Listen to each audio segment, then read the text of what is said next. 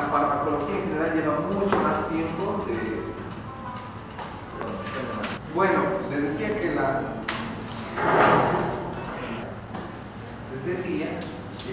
farmacología es mucho más antigua que la psicofarmacología.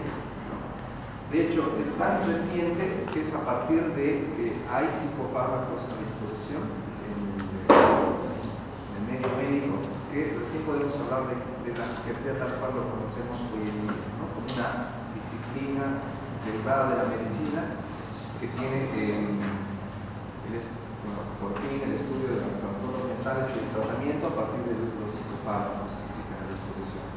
De hecho, a partir de la década de los 30, a finales de la década de los años 30, que se sintetiza el primer psicofármaco, y al igual como muchos psicofármacos se ha sintetizado de forma casual, un hallazgo, en el caso muy similar a lo que pasó con la penicilina. La penicilina fue un hallazgo accidental, ¿no? Y accidentalmente se empezó a usar un derivado del fenotiazínico que es la clorpromazina, que se sintetizó como antihistamínico. Entonces, fue un uso accidental. En realidad se usó como antialérgico y se probó su eficacia antialérgica, antihistamínica.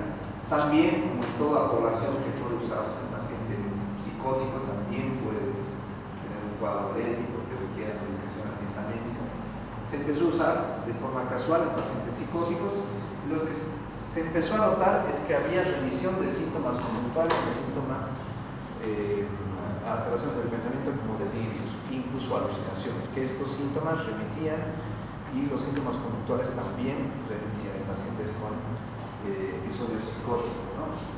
Entonces empezaron a descubrir que esto tenía una propiedad antipsicótica, por eso se lo describió luego y su uso fue como el primer antipsicótico. Fue entonces el primer antipsicótico, la clorpromazina. Como dato comercial de los fertiles, lo más se conoce, ya por la clorpromazina existe en todo el mundo, de hecho se sigue usando hasta la actualidad. Ha tenido un poquito en desuso a partir de la síntesis de nuevos antipsicóticos porque se descubrieron síntomas extrapiramidales con efecto adverso que hicieron que entre en desuso, ¿no? Muy bien, entonces de lo que vamos a hablar ahora es no solamente este fármaco, sino otros que se han ido sintetizando, se han ido descubriendo otros que tienen un efecto en otro tipo de alteraciones mentales, como la depresión. Se empezaron a sintetizar años después moléculas antidepresivas. Se empezó a descubrir el uso de sales como el litio en pacientes bipolares, ¿no? Con una eficacia en la revisión de la ciclicidad de los episodios maníacos, con la estabilización del estado anímico. Y se empezaron a sintetizar también moléculas como medicación sedante, ¿no? Benzodiazepinas, principalmente, que se usan para la sedación. Actualmente también los hipnóticos, y también a la par se ha ido describiendo, tal cual ha sido para la clorpromazina, un postulado, las teorías para la explicación del mecanismo de acción de estos antipsicóticos, tal cual ha sucedido con los antidepresivos, con los anticitantes y con las benzodiazepinas. Se ha ido describiendo un poco qué efecto, qué mecanismo de acción era el que hacía que en el caso de la psicosis produzca un efecto antipsicótico, y a la par otros fármacos. Entonces lo que vamos a hablar es de psicofármacos, pero vamos a irnos dividiendo en grupos, ¿no? Les voy a hablar de antipsicóticos en esta clase, les voy a hablar de antidepresivos, les voy a hablar de anticiclantes y les voy a hablar de sedantes, más benzodiazepinas como el grupo representativo principal. Hablamos de que a partir de 1939 se sintetiza el primer antipsicótico como tal, la primera molécula, el primer psicofármaco. Antes, ¿qué pasaba? ¿Qué se usaba? Se ensayaba el alcohol, el uso de ácido lisérgico, opioides, morfina, cocaína, incluso para la estabilización, marihuana también, para la alteración de síntomas conductuales. conductuales y mentales, se ensayaban su uso. Muchos obviamente se han ido en desuso porque muchas de estas moléculas, en lugar de mejorar los síntomas, se probaban que los exacerbaban, ¿no? La cocaína, por ejemplo, un paciente psicótico era más bien, había en etapas iniciales remisión de síntomas, pero en etapas posteriores había exacerbación de síntomas conductuales, hiperexcitabilidad y una hipersensibilidad a los síntomas. Entonces, por ende, se descontinuó el uso de moléculas excitadoras del sistema nervioso central. Y cayeron, obviamente, en abuso, ¿no? Algunas poblaciones adoptaron el consumo de estas moléculas como el ácido lisérgico, como la cocaína, y la síntesis de estas llevó a cierta población, un grupo etario juvenil, al consumo y al abuso, por eso se descontinuó su uso. ¿Qué pasó? Y vamos a hablar ahora entonces de antipsicóticos. ¿Qué pasó después de 1939? Antipsicóticos.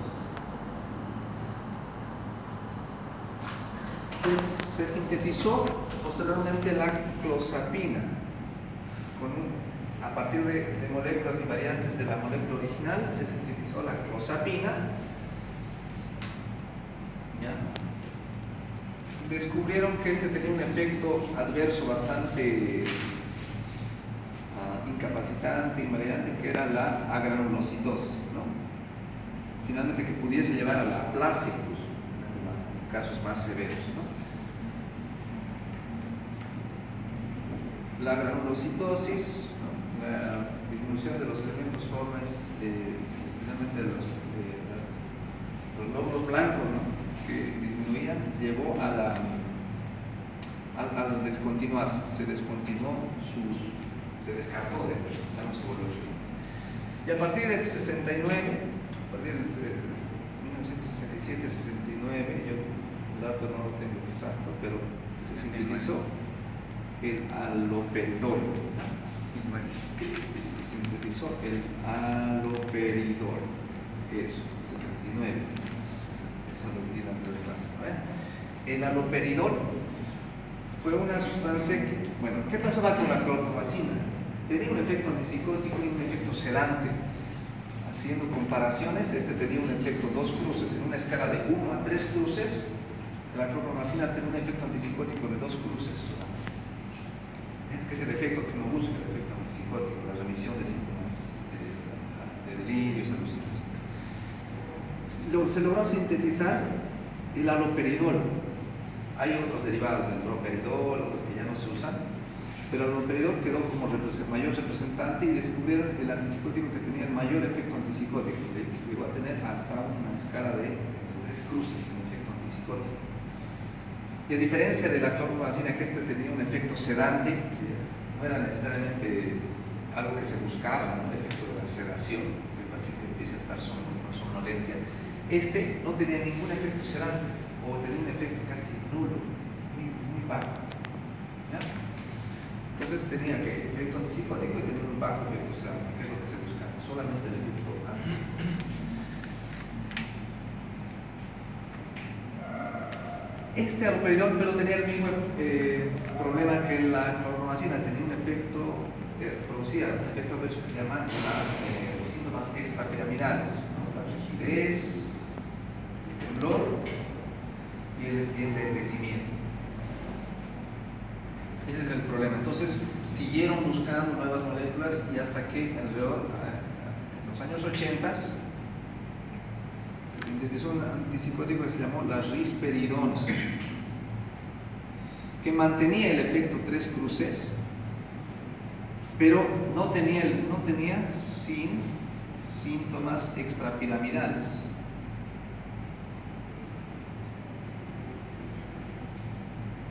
¿Qué son? ¿Qué? La bradicinesia, los temblores y la rigidez. A esto se conoce también con el nombre de parkinsonismo, ¿ya? Pónganle ustedes el nombre. Bueno, yo le voy a poner, como esta clase se está grabando, para que sus compañeros sepan que estos tres se refieren al parkinsonismo, a los síntomas extrapiramidales. Hay también parte de los síntomas extrapiramidales son el signo de la rueda dentada. Ustedes le piden al paciente que extienda el brazo después de haber hecho una flexión, y existe un fenómeno que uno percibe al tacto, que es como el signo de la rueda dentada que tienen algunas churrasqueras, ¿no? Que es una rueda dentada con la cual baja la parrilla, ¿no? Lo mismo hace ese fenómeno, y uno percibe ese fenómeno que se llama el signo de la rueda dentada en los pacientes que tienen síntomas extrapiramidales. No solo está presente el parkinsonismo, también está presente en la enfermedad de Parkinson. Pero este parkinsonismo, sería un falso Parkinson, digamos, que se produce por el efecto de la medicación. Uno, retirando el fármaco, desaparecen los síntomas extrapiramidales, ¿no? Entonces, pues, la risperidona fue un primer antipsicótico que no tenía, dice, sin síntomas extrapiramidales. La risperidona no tenía. Entonces, se los llamó nuevos antipsicóticos o antipsicóticos atípicos, heredándole el nombre de antipsicóticos típicos a los primeros antipsicóticos que se sintetizaron. Entonces, ¿cuáles serían los antipsicóticos típicos? Haríamos una lista de típicos y atípicos. Los típicos serían el aldol, les había dicho, la cloropromacina. Ahora les voy a poner en orden de uso ya. El aldol es el que más se usa, la cloropromacina en segundo lugar. Ahorita me acuerdo de un tercero que también todavía se usa. La tioridacina. Hay otros todavía que son la pipotiacina. Hay varios otros que todavía se usan, todavía están en circulación, que son los típicos o antiguos antipsicóticos. Y los nuevos antipsicóticos que no tienen ese efecto extrapiramidal son la risperidona, la olanzapina, la quetiapina. Y miren la ironía, vuelve a estar aquí la clozapina. ¿Se acuerdan que aquí les había dicho que habían descartado su uso por la granulocitosis? Haciendo estudios comparativos, volviendo a retomar la molécula, luego se descubrió que tenía incluso un efecto antipsicótico mayor a la risperidona y el aldol, hasta en 4 cruces. ¿Ya? El mejor antipsicótico que existe en la actualidad se llama clozapina, de hecho. No está disponible en nuestro medio porque sigue teniendo este efecto, no se ha podido evitar el efecto y hay que hacer controles de hemograma continuamente para ver que el paciente no esté cayendo en la granulocitosis, pero si el paciente tiene resistencia, digamos, de los síntomas a estos fármacos, se debe pasar a clozapina, en caso se necesite. Bueno, ahora el objetivo de esta clase era explicarles el mecanismo de acción de los antipsicóticos, porque eso es como quisiera que se quede, ¿no? con esa idea de qué es lo que pasa con el mecanismo, qué es lo que se descubrió. Para eso les voy a dibujar el botón sináptico, que en escala, esta es una escala ampliada, ¿no?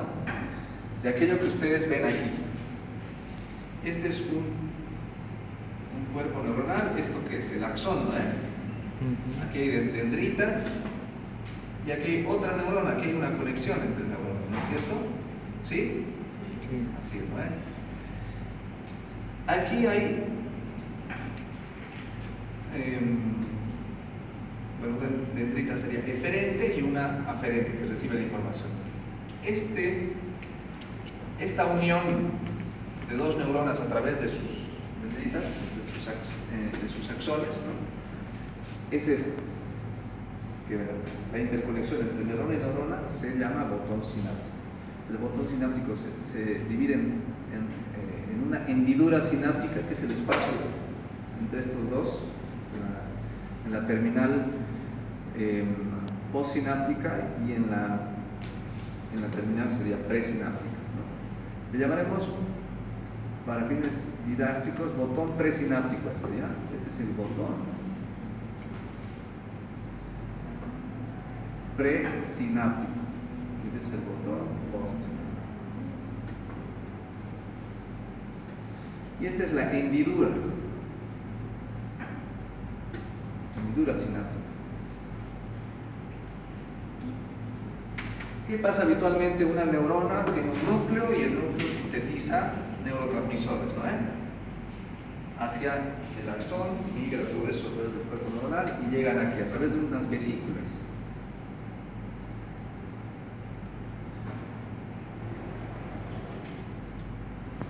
Las vesículas son presinápticas.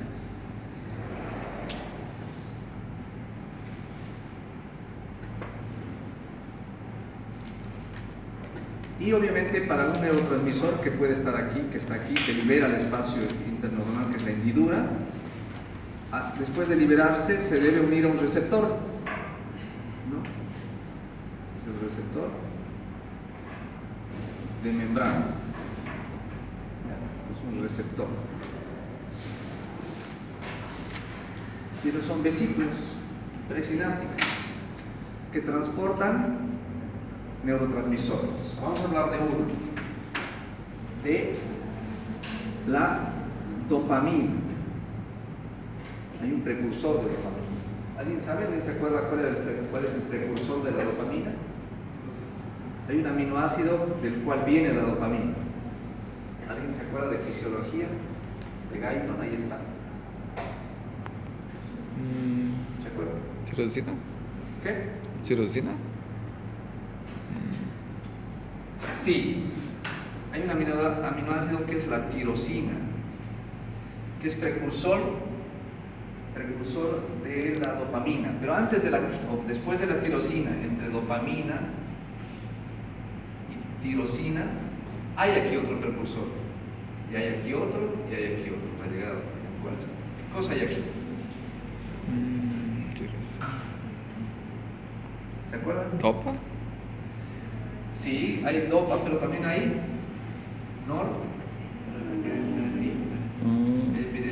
epinefrina, así, pero va en este orden, va así.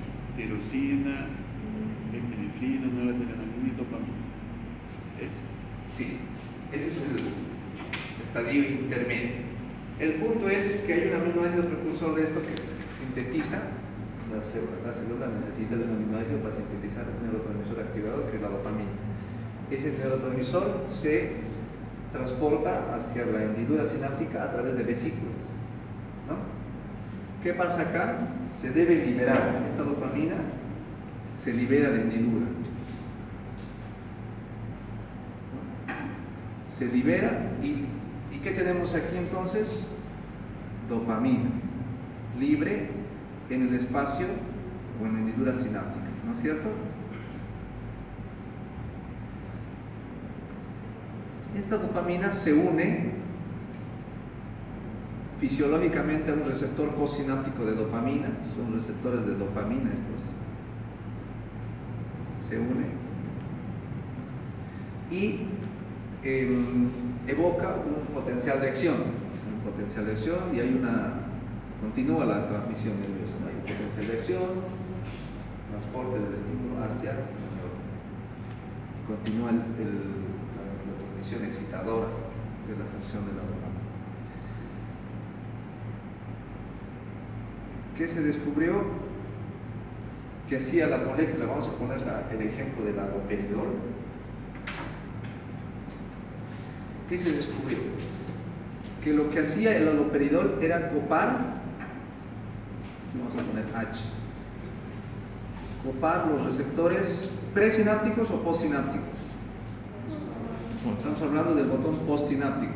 Los receptores, ¿qué? Postsinápticos ¿de qué? De dopamina. Lo que hacía el haloperidol era unirse y bloquear los receptores postsinápticos de dopamina.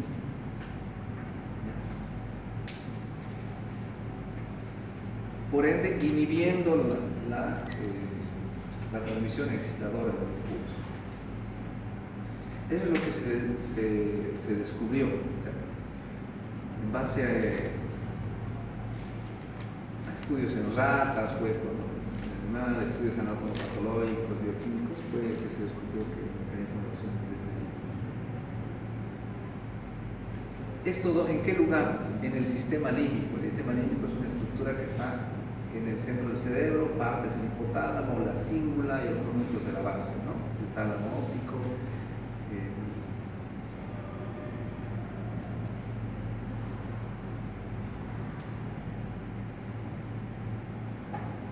Sí, la sustancia negra y el núcleo accumbens también, que son núcleos de la base, ¿no?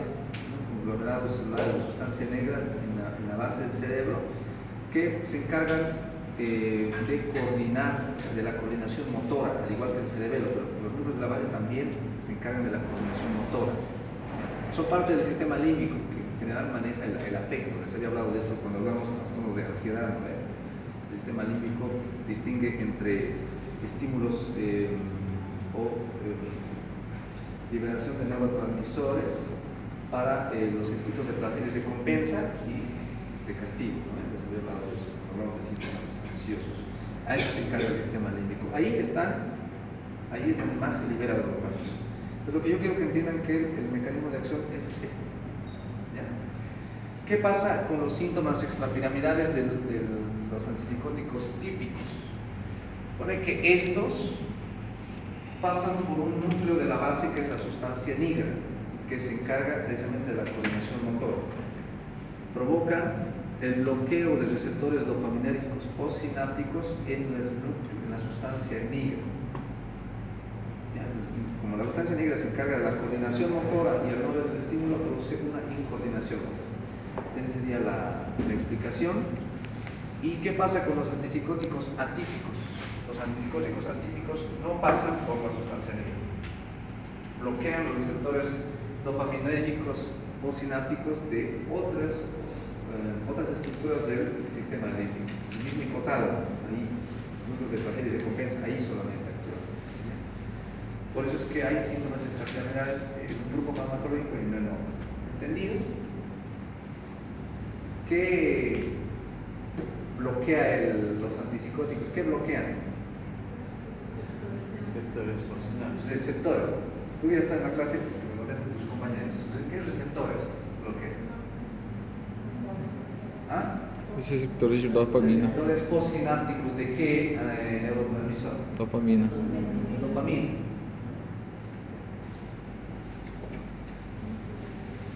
¿Ya le entendí esto? Lo voy a borrar. Sí. ¿Sí? Vamos a borrar esto, porque ahora voy a explicar otro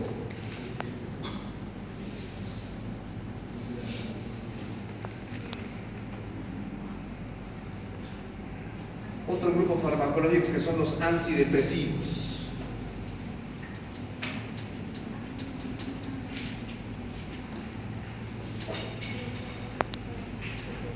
Antidepresivos.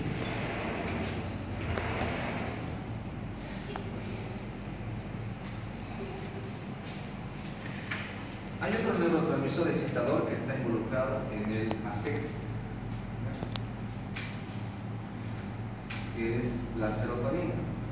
La modulación de nuestro afecto, sea para alegría o tristeza, está involucrado, o incluso la irritabilidad y otras variantes afectivas, está involucrada la serotonina.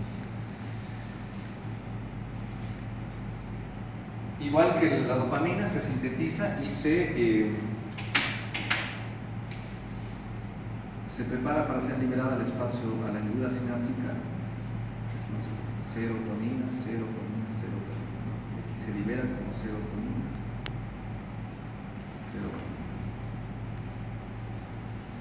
Y borramos esto. Y aquí fisiológicamente, ¿qué pasa? La serotonina se une a los receptores ¿qué? Postsinápticos de qué? Serotoninas. Hay receptores postsinápticos para serotonina, para dopamina, para noradrenalina, para todos los neurotransmisores hay un receptor. Estamos hablando de los receptores de serotonina. Receptores de serotonina. Eso es lo que pasa fisiológicamente. ¿Ya? Entonces hay transmisión excitadora, lo mismo que para la dopamina. Al igual que existen vesículas que liberan serotonina en la hendidura sináptica, existen receptores presinápticos. ¿Ya?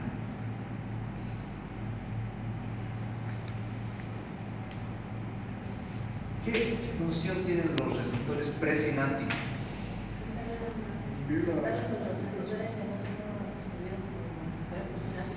Sí, reciclar el neurotransmisor que queda aquí. ¿Qué pasa? La célula es inteligente, la célula no va a perder el tiempo sintetizando neurotransmisores, porque todo este proceso enzimático de esto, igual la serotonina tiene. ¿Alguien se acuerda cuál es el precursor de la serotonina, José?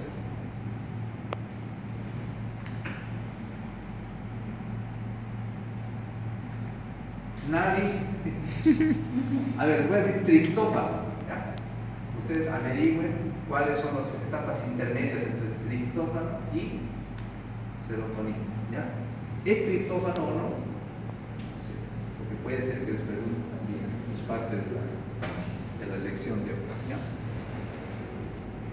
Entonces existen receptores presinápticos de serotonina que ayudan a reciclar. La célula no va a perder el tiempo entre horas y días, porque puede tardar en horas en sintetizar nueva serotonina en la célula. Pero este proceso de reciclaje le toma milisegundos a la célula. Puede reciclar y que la célula la hendidura o el botón presináptico tenga a disposición nueva serotonina para seguir liberando más. Este proceso toma segundos, milisegundos y segundos. Entonces, ¿qué hace al tener al tener este mecanismo? Es un mecanismo de ahorro de energía. Entonces, eso es, de forma fisiológica también lo hace la dopamina. Por si acaso, la dopamina también tiene receptores dopaminérgicos, presinápticos. Pero esto es lo que pasa con la serotonina. ¿Qué pasa con los antidepresivos? Y denme un ejemplo de un antidepresivo, el que se acuerden. Amitriptilina. Ya, les voy a dar otro más nuevo. Fluoxetina. Sí. Este antidepresivo se usó durante los años 80 y se hizo un abuso del Prozac, se hizo un abuso en Estados Unidos sobre este fármaco. Vamos a usar la fluoxetina. Y esta fluoxetina lo que hace en realidad es unirse al receptor pre o postsináptico. Al receptor presináptico. ¿Qué cosa inhibiría? Les he dicho que el receptor presináptico lo que hace es reciclar. Entonces, ¿qué está inhibiendo? El reciclaje. ¿De qué? De serotonina. Por ende, la serotonina se acumula. Entonces hay más serotonina disponible aquí en la hendidura sináptica para estimular y producir un estímulo excitador en el botón postsináptico. De nuevo, entonces, se supone que al aumentar el estímulo excitador en el sistema límbico aumentan el estímulo en el circuito de placer y recompensa, por ende un efecto placentero, un efecto de remisión de síntomas incluso ansiosos, antidepresivo. ¿Cuál es el mecanismo de acción de los antidepresivos entonces? Es el bloqueo también, ¿no? ¿De qué? De receptores pre o postsinápticos. Presinápticos. ¿De qué neurotransmisor? Serotonina. Vamos a hablar de qué antidepresivos existen. Los IRSS, así le vamos a poner, ISRS, y de ahí viene su nombre, es inhibidor selectivo de la recaptación de la serotonina. Está inhibiendo la recaptación o el reciclaje de la serotonina, por eso se llaman ISRS, así van a ver en los libros, esos son los nuevos. Se llama inhibidor selectivo de la recaptación de la serotonina, así se llaman los. En realidad, pues no son antidepresivos, son neuromoduladores. inhibidores lo que hacen es, tienen este mecanismo de acción, por eso no solamente tiene un efecto antidepresivo, tienen un efecto ansiolítico, ¿no? En pacientes que tienen síntomas somáticos también, remisión o mejoría de los síntomas somáticos de pacientes que tienen una base central, digamos, un síntoma periférico. La fluoxetina, la paroxetina, esta de estos, creo que esta es la paroxetina,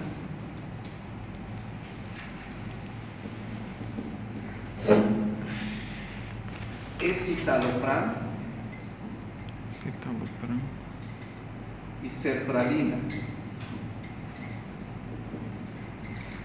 son los antidepresivos, serían los nuevos antidepresivos, que son selectivos de la recaptación de la serotonina.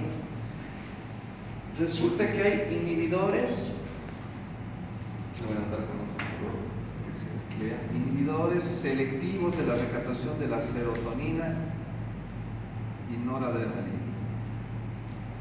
Inhibidores selectivos de la recaptación de la serotonina, noradrenalina y dopamina.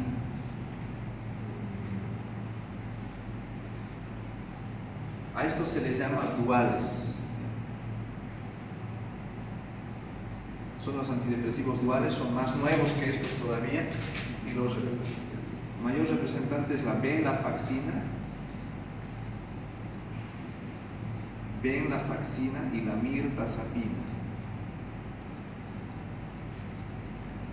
O sea, imagínense que no solo inhibe la recaptación de serotonina, sino también de noradrenalina. O sea, son específicos y hay mayor noradrenalina disponible. La película señal. Aquí podemos poner mirtazapina o venlafaxina, cualquiera. Inhiben la recaptación de esos dos neurotransmisores. Y el que inhibe la recaptación de serotonina, noradrenalina y dopamina son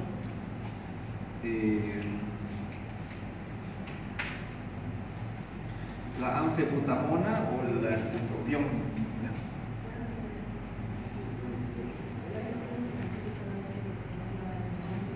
El bupropión.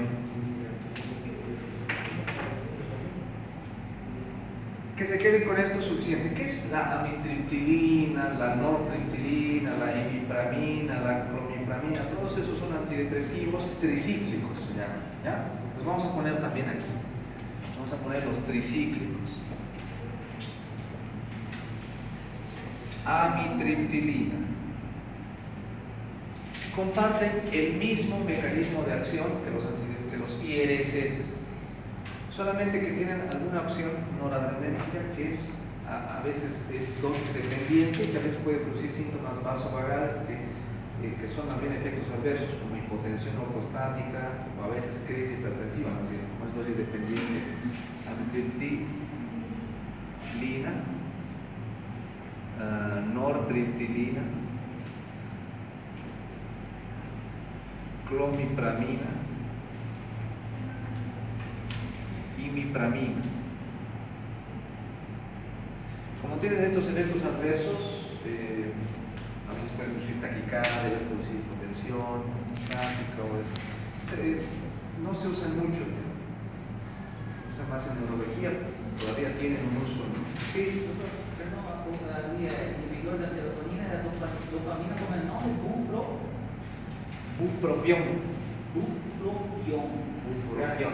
Yo le estoy haciendo por favor a una empresa farmacológica. En realidad el fármaco se llama anfebutamona. Anfebutamona. Ese es el nombre genérico del fármaco. Existen otros antidepresivos más de otras familias, pero que no vale la pena ya. La meclobemida, por ejemplo. ¿Hasta aquí entendido? Entonces, ¿cuál es el mecanismo de acción de los antipsicóticos? El bloqueo de los receptores pre o postsinápticos. del lado de los antipsicóticos. ¿Pre o postsinápticos? Postsinápticos. ¿De qué neurotransmisor? Dopamina. El mecanismo de acción de los antidepresivos, ¿cuál es? Inhibir la ejecución. El bloqueo igual, ¿de qué? Receptores, ¿qué? Presinápticos. ¿De qué neurotransmisor? Serotonina.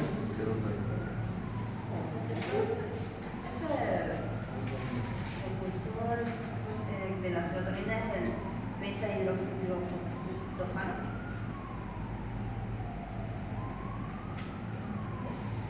Beta-hidroxitropano.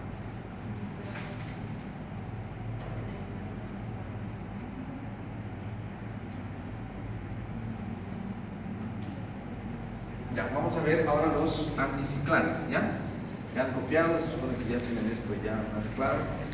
Vamos a ver los anticiclantes. De esto ya no hay mecanismo de acción porque no se sabe, ¿ya? Se sabe que funcionan, pero no se tiene claro cuál es exactamente el mecanismo de acción. Hay teorías, hay bastantes teorías, mecanismos descritos como postulados, digamos. Anticiclantes. Los anticiclantes se utilizan en los procesos afectivos tipo bipolar que tienen esta ciclicidad en los episodios tanto maníacos como depresivos, ¿no? El mayor representante de estos anticiclantes es el carbonato de litio. De hecho, es el único anticiclante que pertenece solo a esta familia de farmacológica, que es de uso psiquiátrico, que es la estabilización del estado anímico en pacientes afectivos, no solo en pacientes bipolares, sino también en todo el espectro bipolar está la ciclotimia, incluso algunos trastornos de personalidad cuyo proceso afectivo también está involucrado, como las distimias, en trastornos de personalidad, el límite, la inestabilidad afectiva en los pacientes disfóricos también, trastornos disfóricos sexual, en un caso pudiese también usarse, etc. Trastornos esquizoafectivos también. ¿Qué es el litio? Es un mineral, ¿no? Pero en su forma de carbonato de litio se convierte en una sal que se absorbe fácilmente en el tracto digestivo, se absorbe muy fácilmente, pasa fácilmente la barrera hematoencefálica y se supondría que su mecanismo de acción sería la estabilización de la membrana a nivel cortical, ¿no?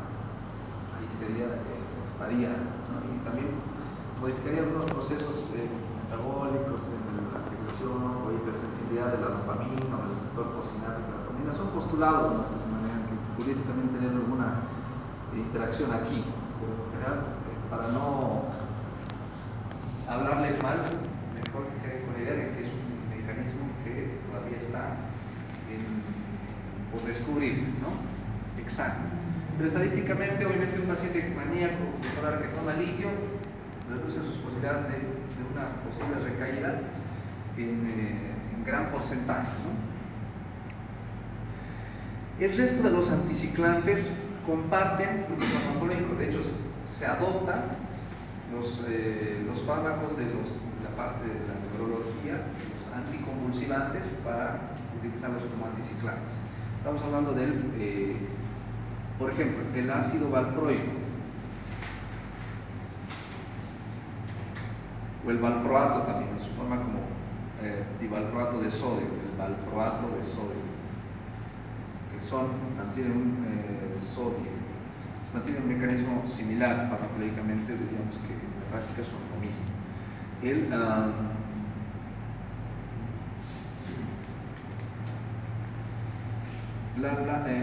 La carbamazepina, en orden de frecuencia, ¿ya? La carbamazepina,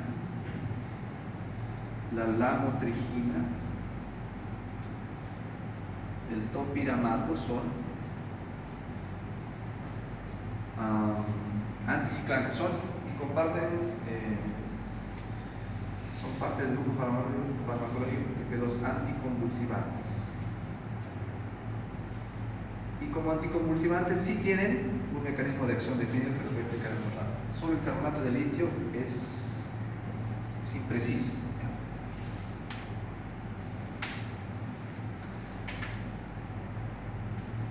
Para explicarles mejor el mecanismo de acción de este grupo farmacológico, me voy a pasar a otra explicación de las benzodiazepinas o sedantes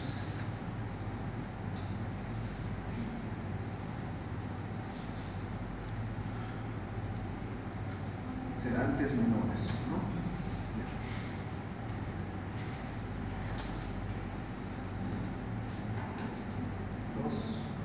Las benzodiazepinas.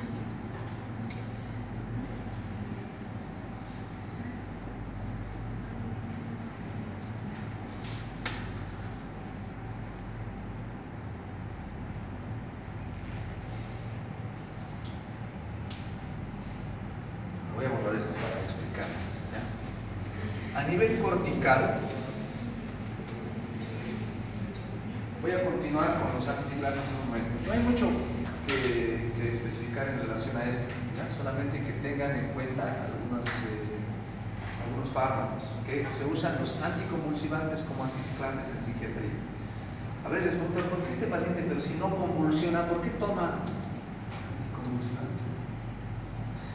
Solamente en psiquiatría se hace un uso no como anticonvulsivante bajo una propiedad antiimpulsiva, para un manejo conductual, para el manejo de la estabilización de este estado de ánimo, se utiliza en psiquiatría como anticiclante, también como antiimpulsivo y también se usa con otras propiedades en psiquiatría. Pero es la única disciplina en medicina que se usan de esa manera. Para el resto de la medicina se usan solamente como anticonvulsivantes. ¿Qué pasa? La mayor parte de los especialistas tiende a desacreditar el uso de medicación anticonvulsivante en pacientes no convulsivos.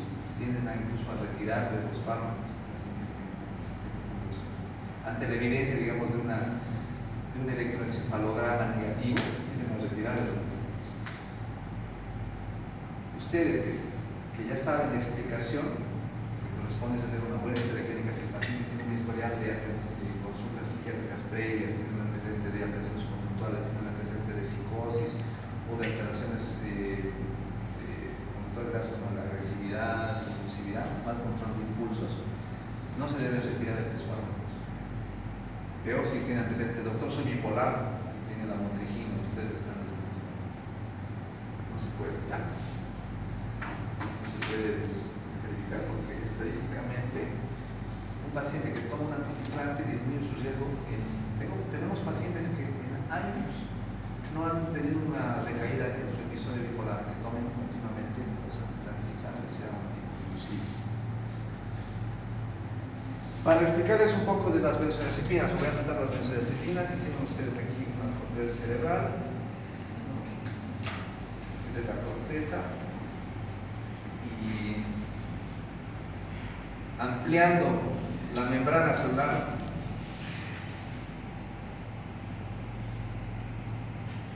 reconocemos ¿qué son estos? Son proteínas de superficie, ¿no ven? En este caso, este tipo de receptor a nivel cortical facilita la entrada de glutamato. El glutamato o ácido glutámico es un neurotransmisor excitador. Esto ingresa a la célula con ayuda del cloro. Es el mecanismo fisiológico por el cual existe una función excitadora del sistema nervioso central. ¿Ya? Es lo que habitualmente pasa. Pero existen, hay receptores. Aquí receptores. ¿Y qué se llama este? Este tiene un nombre.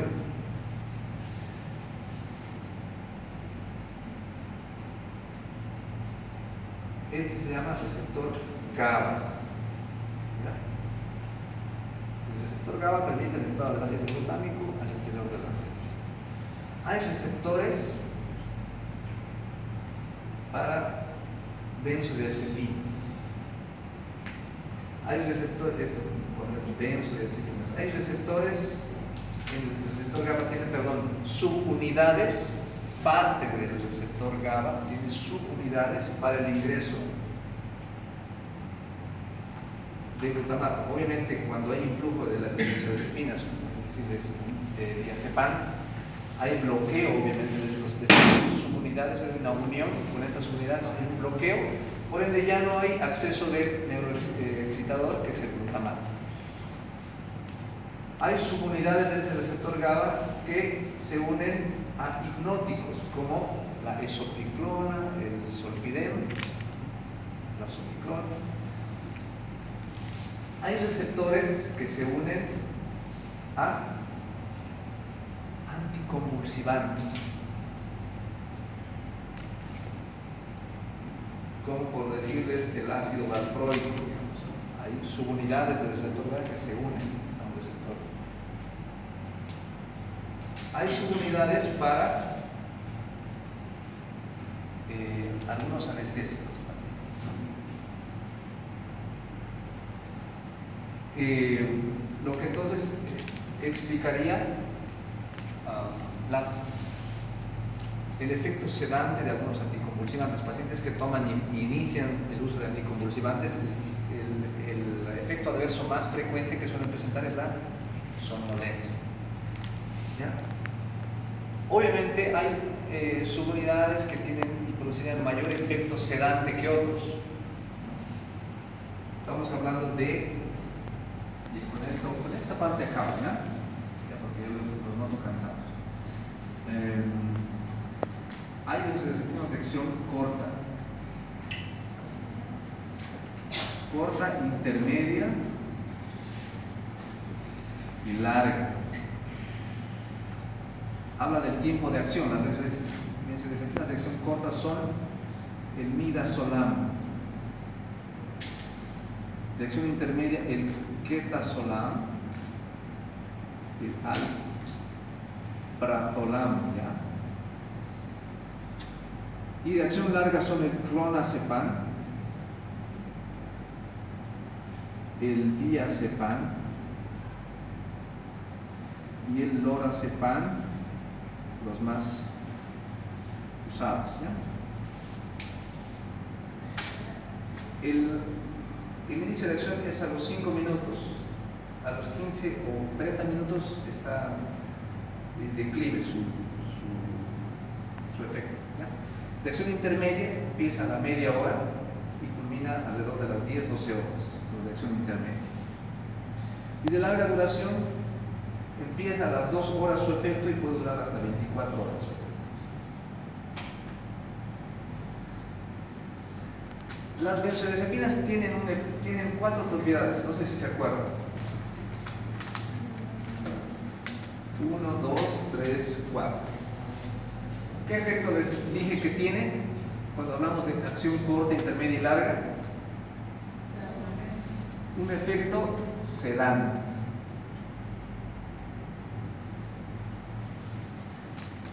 Cuando un paciente convulsiona, ¿qué le colocan en ampolla? Diazepam. ¿Qué acción tiene? Anticonvulsivante.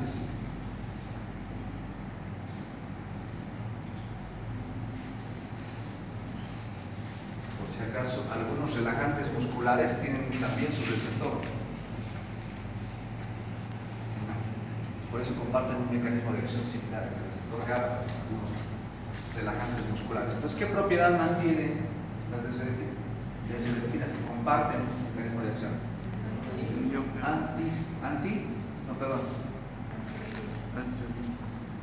Está contracturado aquí y luego Relaxante. mío relajante. Se usa en indicación preanestésica también las benzodiazepinas se usan por esa acción mío relajante. Se usa. ¿Qué otra propiedad tiene?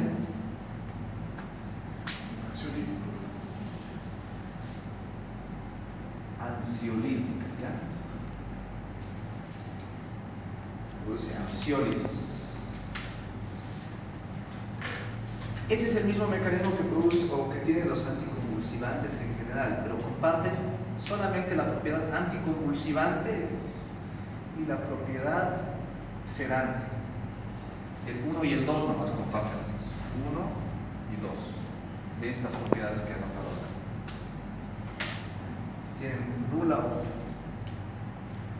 nula actividad mio relajante y ansiolítica, pero sí tienen un gran efecto anticonvulsivante, por eso están en este grupo. ¿Cierto?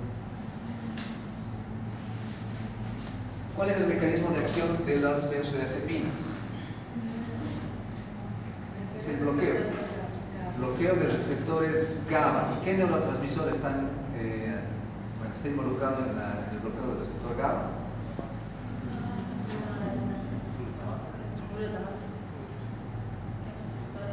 ¿Qué neurotransmisor? El glutamato, el ácido glutámico es el que está involucrado en el mecanismo de acción de las benzodiazepinas, también de los anticonvulsivantes. ¿Cuál es el mecanismo de acción del litio? Ya, pero ¿qué efecto? ¿Cuál es la acción del litio? ¿Está bien? Sí, estabilizador de la membrana celular a nivel cortical, pero ¿para qué se usa el carbonato de litio? ¿Cuál es el uso del carbonato de litio? El uso clínico. Para anticiclante, pero para que no suene a laboratorio, a una propaganda de laboratorio. El tratamiento de ataque o de mantenimiento. Porque les cuento que y les he dicho cuando hemos llevado bipolaridad, en fase aguda, un paciente bipolar que está agitado, está agresivo, está delirante, está en un episodio maníaco, no dormido 5 días, se usan antimaníacos, y eso les he dicho en la clase de bipolaridad. ¿Cuáles son los mejores antimaníacos que existen? Eso no les he hablado, estaba en la lección de bipolaridad.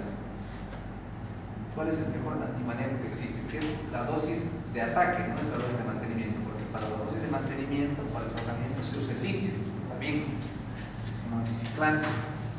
Podemos usar otro anticiclante, estos anticiclantes también se usan.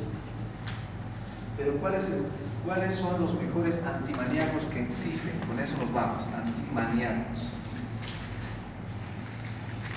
Y les he dicho al principio de esta clase que se da por hacerlo eso. Haloperidol. ¿Qué? Haloperidol. Haloperidol es el mejor antimaníaco que existe. Además es antipsicótico, pero también se usa como dosis de ataque, igual que la risperidona. Y en el grupo de antimaníacos también están los anticonvulsivantes, por si acaso. También hay ácido valproico, también se usa.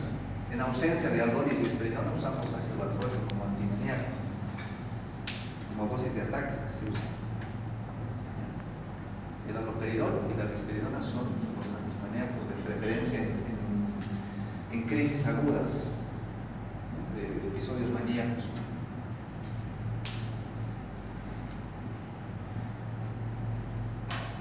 ¿Alguna pregunta, duda? De eso va a tratar el examen, eso va a estar dentro del examen, ¿no? Esto es pagando para despedirnos de los alumnos que no están aquí.